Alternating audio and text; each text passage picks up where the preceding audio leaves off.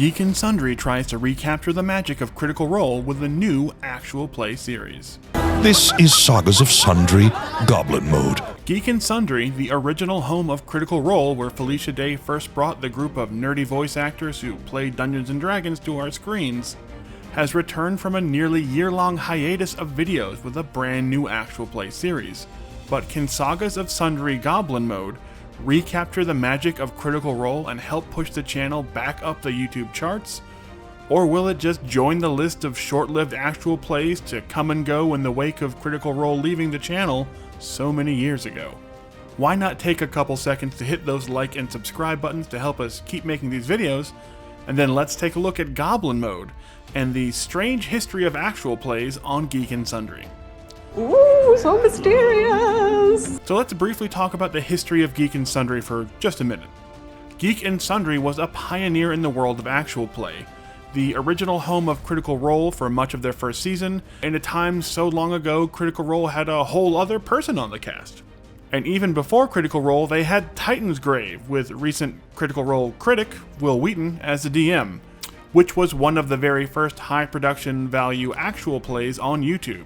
Also, fun fact, it starred Critical Role's own Laura Bailey as a cast member before she was on Critical Role. But when Critical Role hit the channel, it exploded on Twitch and YouTube almost instantly, and to this day remains the highest viewed videos on the channel.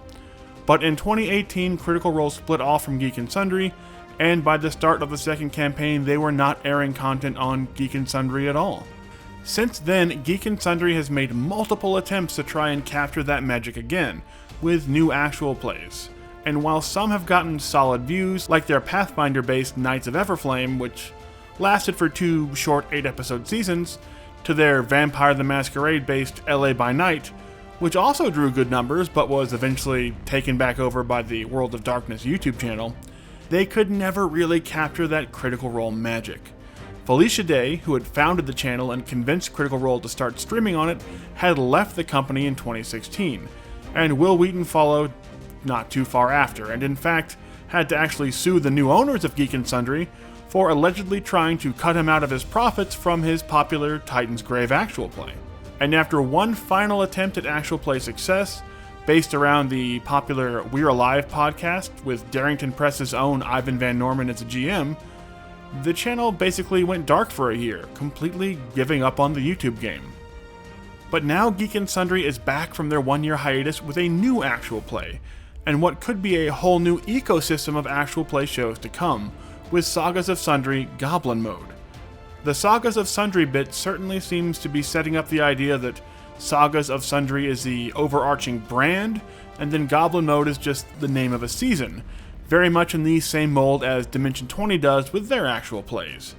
And after watching the first episode of Goblin Mode, it becomes clear that after years of trying to copy or tweak that Critical Role style, Geek Sundry has turned to Dimension 20 for inspiration instead, and it seems to have largely worked out.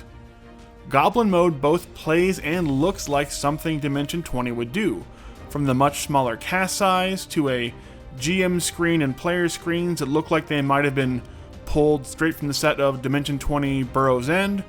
Goblin Mode has embraced that more intimate style of actual play that Dimension 20 perfected with shows like Misfits and Magic.